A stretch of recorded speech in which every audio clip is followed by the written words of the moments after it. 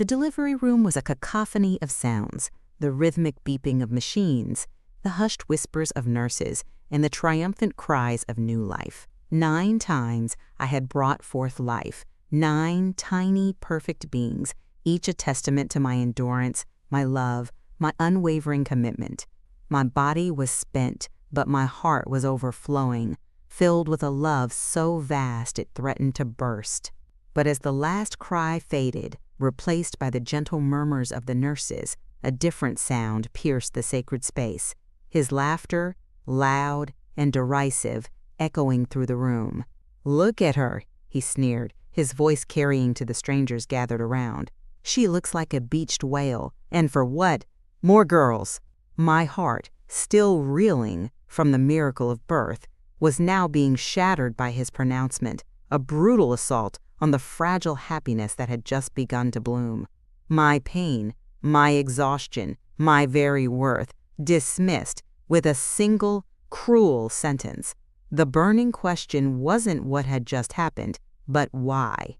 Why was the man who should have been celebrating with me instead publicly shaming me, declaring my failure in front of strangers? What monstrous disappointment, what profound misogyny could lead a husband to condemn his wife in the face of such innocent beauty? I stared at the faces of the nurses, their expressions a mixture of shock and pity, then at his retreating back, and a chilling realization began to dawn. This wasn't just about his desire for a son, this was about control, this was about power. And his disdain was only just beginning. NNTHE, sterile scent of the delivery room, once a symbol of new beginnings, now reeked of public humiliation.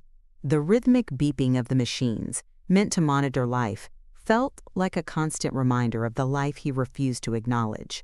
9 tiny bundles, swaddled in white, lay in their bassinets, their innocent breaths a stark contrast to the suffocating silence that had descended upon the room after his cruel pronouncement. He had left, a ghost in the doorway, leaving behind not a tender touch or a whispered word of love, but a chilling declaration of my failure. My mother, who had been a silent, supportive presence throughout the grueling labor, now held me, her own tears mingling with mine. Her touch was a lifeline, pulling me back from the abyss of despair. The nurses, their faces a mixture of pity and outrage, moved with a quiet efficiency, their hushed whispers a testament to the shock that permeated the room. They had witnessed his cruelty, his profound indifference to my suffering. I tried to speak, to scream, to demand an explanation, but my voice was a raw whisper, lost in the cavernous space that had suddenly opened between us. My body ached, but it was nothing compared to the searing pain in my chest. This wasn't the aftermath of childbirth I had envisioned. There were no tender embraces, no whispered words of love, no shared awe over our new arrivals. Instead, there was this chilling tableau of destruction and disdain.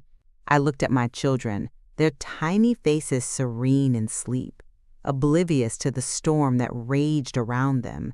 How could he look at them, at these innocent beings, and feel such hatred?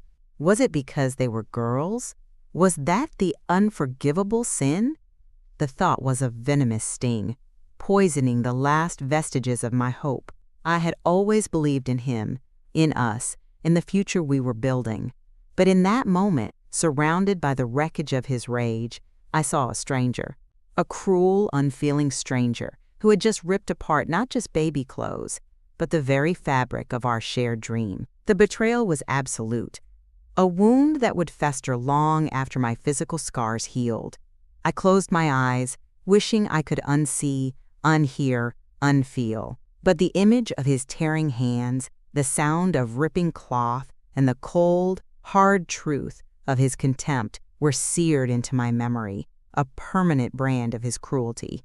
This was not the man I married. This was a monster, and I was trapped in his lair, with 8 helpless angels depending on me. Returning home was not the homecoming I had dreamed of. The house, once filled with the promise of new life, now felt hollow, echoing with the unspoken absence of a father's embrace. He moved through the rooms like a ghost, his presence a chilling reminder of the chasm that had opened between us. The nursery, once a sanctuary of anticipation, now felt like a mausoleum, its emptiness a stark contrast to the vibrant life it was meant to hold. He never entered the room, never lingered at the doorway, never acknowledged the tiny lives that now filled our home. It was as if the nursery and the precious cargo within it were invisible to him, a burden he refused to acknowledge. I would spend hours there, rocking my daughters, singing lullabies, my voice a desperate attempt to fill the void left by his silence. Each feeding, each diaper change, each moment of tender care was a solitary act, a stark contrast to the shared joy I had envisioned. My mother, bless her unwavering spirit, tried to bridge the gap. She would gently place a baby in his arms, her eyes pleading, her voice soft with encouragement, but he would stiffen, his muscles rigid, his gaze fixed on some distant point beyond the child's innocent face. He would hold them for a fleeting moment, his touch hesitant, almost repulsed, before handing them back to me, his relief palpable. It was a ritual of rejection, played out again and again, each instance a fresh wound to my already bruised heart. The empty cradle of his affection was a constant ache, a reminder of the love that was withheld, the connection that was denied. I watched my daughters, their tiny hands reaching out, their eyes searching for a warmth that never came from him. How long would it be before they noticed? Before they understood the silent rejection that permeated our home?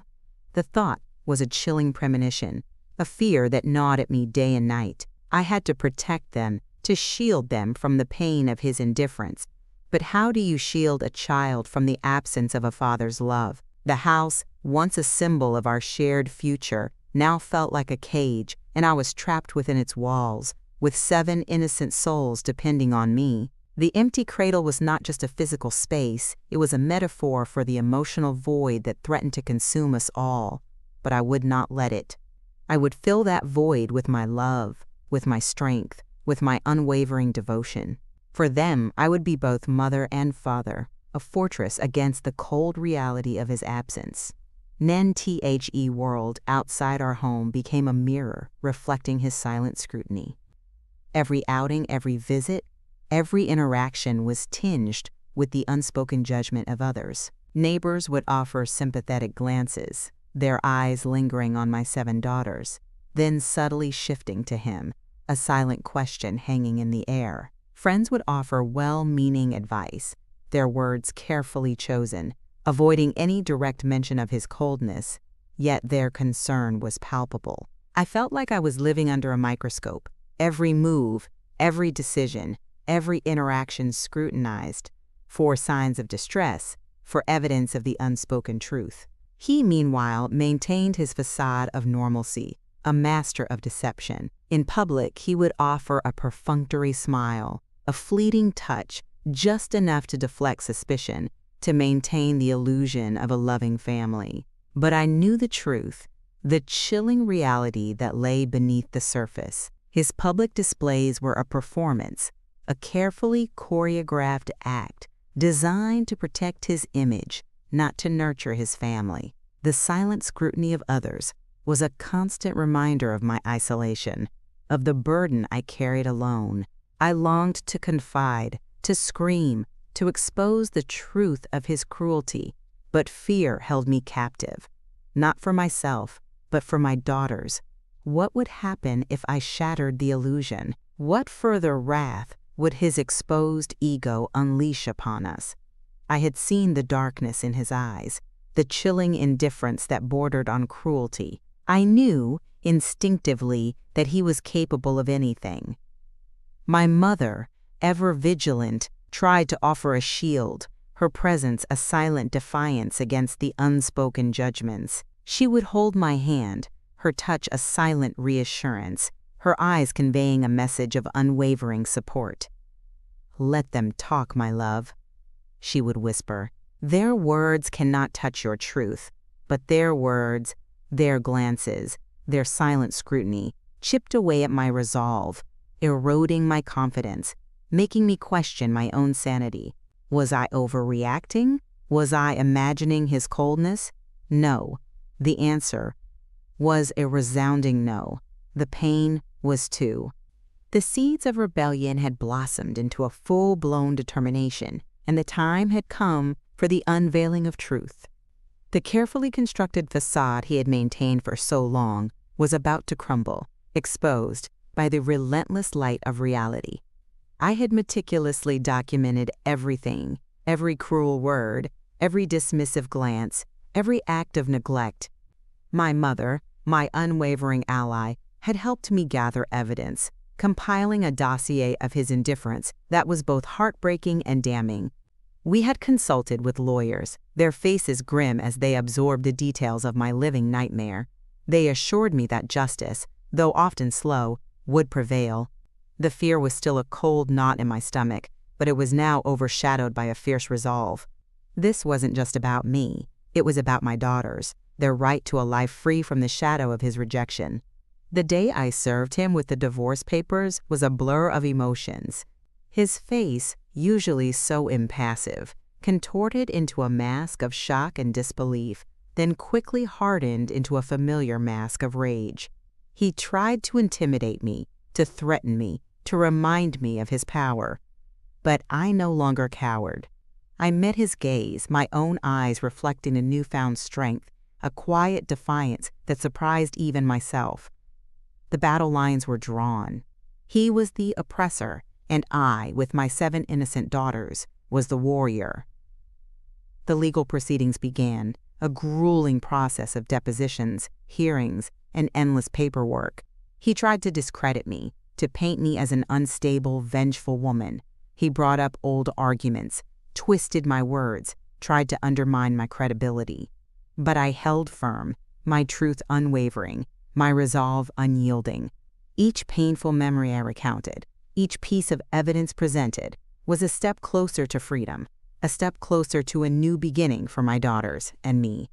The unveiling of truth was not just about exposing his cruelty, it was about reclaiming my voice, my dignity, my right to a life filled with love and respect. The storm was raging, but I was no longer a helpless victim.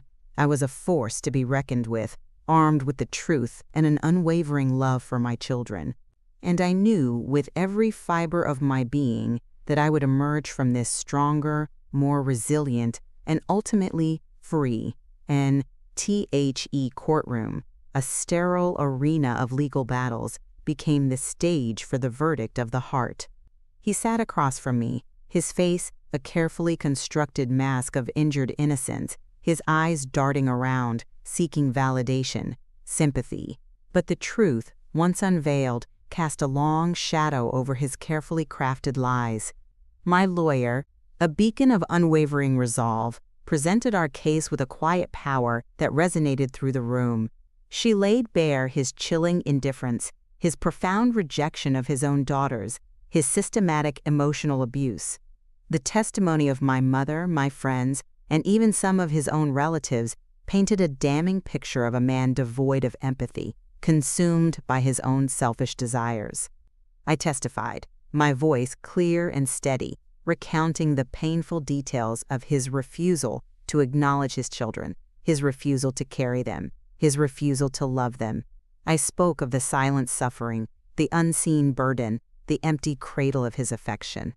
My words were not filled with anger, but with a quiet sorrow, a profound disappointment that resonated with the judge, a woman whose eyes held a deep understanding. His lawyer, a slick, condescending man, tried to discredit me, to paint me as a bitter, vengeful woman. He twisted my words, questioned my motives, tried to undermine my credibility. But I held firm, my gaze unwavering, my truth undeniable. The judge listened intently, her expression unreadable, but I could feel the weight of her consideration, the gravity of her decision. The hours dragged on, each moment a test of endurance, a battle of wills. But through it all, I held on to the image of my daughters, their faces a constant reminder of what I was fighting for. The verdict, when it finally came, was not just a legal pronouncement, it was a verdict of the heart. He was found guilty, not just in the eyes of the law, but in the eyes of humanity.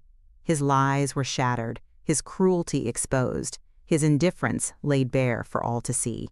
The reckoning was complete, and for the first time in a long time, I could breathe freely, the suffocating weight lifted from my chest.